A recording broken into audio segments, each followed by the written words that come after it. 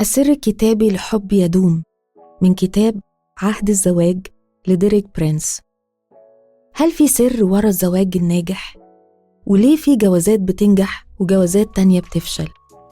ده كان أول سؤال بدأ بيه الكاتب كتابه، وقال إن السر ده مش غامض ولا صعب، لكن الله نفسه أعلنه في الكتاب المقدس.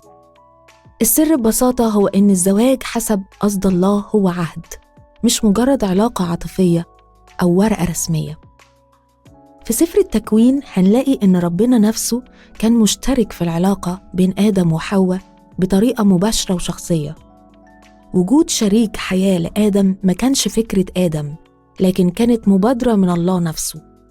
هو اللي شاف إن آدم ما ينفعش يكون لوحده، وهو اللي خلق حواء ليه، وهو كمان اللي أسس العلاقة اللي بينهم وبنى عليها مفهوم العهد. الزواج بالنسبة لله هو عهد ليه بعدين: بعد أفقي وهو العلاقة بين الراجل والست، وبعد رأسي وهو العلاقة بينهم وبين ربنا. في سفر الجامعة 4 من عدد 9-12 سليمان الحكيم قال مبدأ مهم جدا: 2 خير من 1. وكأن الآية دي بترجعنا لقصد الله لما قال: ليس جيدا أن يكون آدم وحده فأصنع له معينا نظيره. ودي جت في تكوين 2 عدد 18. وسليمان كمان كمل وقال: والخيط المثلوث لا ينقطع سريعا. ودي كانت في جامعة 4 عدد 12. الكلام ده معناه إن الزواج مش بس بين راجل وست، لكنه اتحاد ثلاثي: راجل وست وربنا في النص. وجود الله في قلب العلاقة هو اللي بيديها الثبات والعمق الحقيقي.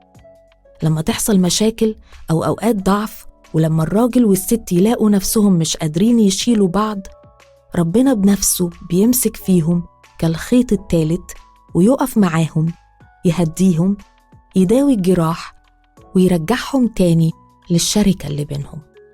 الكاتب كمان وضح فكرة مهمة عن العهد. في العهد القديم لما كان بيتعامل العهد بين 2 لازم كان يبقى فيه ذبيحة. الذبيحة بتتقسم نصين، والطرفين يمروا ما بين النصين، وده كان بيعبر إن العهد ده جاد جدا وبيوصل لحد الموت. في الزواج المسيحي الذبيحة اللي اتبنى عليها العهد هي موت يسوع المسيح نفسه بدلنا. دي الذبيحة اللي بتربط الراجل بالست في علاقة العهد. لما نفهم إن الزواج عهد، هنفهم إننا بنعيش لبعض مش لنفسنا. مش كل واحد بيحاول ياخد اللي يريحه، لكن كل طرف بيعيش علشان يسعد الطرف التاني ويكرمه. الكاتب بعد كده بدأ يشرح دور كل طرف في العلاقة الزوجية. المرأة دورها مرسوم بشكل رائع في سفر الأمثال أصحاح 31 لما اتكلم عن المرأة الفاضلة. أول حاجة لازم تبقى واضحة إن زوجها هو أولويتها قبل أي إنجازات تانية. هو في المقام الأول، هي سند ليه، وده بيظهر في الآية: قلب زوجها يثق بها فلا يحتاج إلى غنيمة. أمثال 31:11. يعني لما الزوج يكون مطمن ومش محتاج يصارع علشان يثبت نفسه، واثق في مراته، ده بيشبع قلبه جدا. كمان مكتوب عنها: تصنع له خيرا لا شرا كل أيام حياتها. أمثال 31:12. يعني مهما حصل، الزوجة الحقيقية تفضل دايما بتحب جوزها وما بتعملش أي حاجة تضره. والكاتبة أكدت على دور التشجيع حتى في اللحظات اللي الزوج ما يكونش مستحق فيها تشجيع.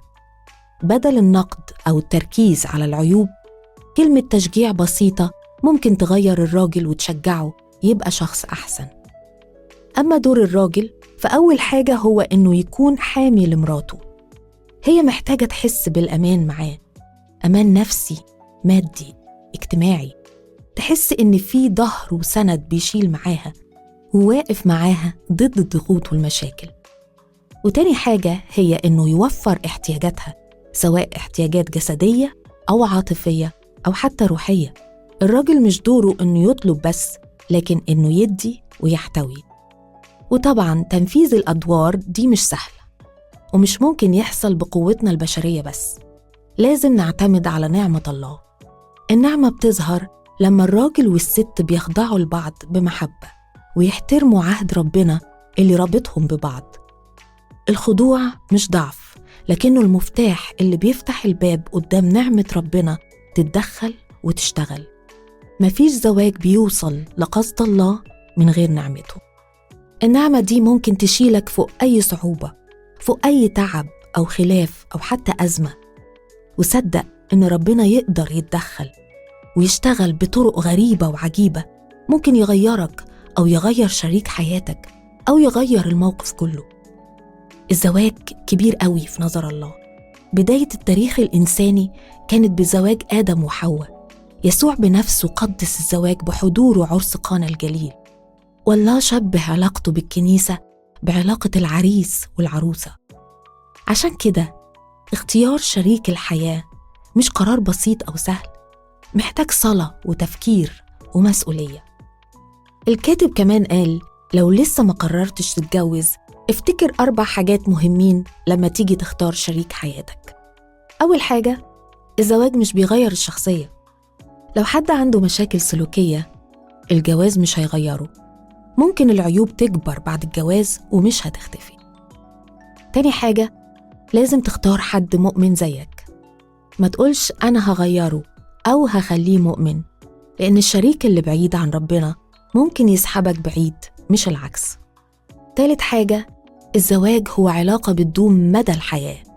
لو اخترت غلط، ده معناه إنك هتعيش في تعب أو خيبة أمل، ومش هيكون في رجوع سهل. رابع حاجة، مش دايما سهل تميز إرادة ربنا لو جواك مشاعر قوية ناحية شخص. المشاعر أحيانا بتعمي عن الصوت الحقيقي. علشان كده لازم تصلي من البداية وتقول يا رب ساعدني أختار شريك حياتي بحسب مشيئتك مش مشاعري. والكتاب مليان لسه بتفاصيل أكتر. بنشجعك تشتريه وتقراه، وأكيد هتستفيد، وربنا معاك.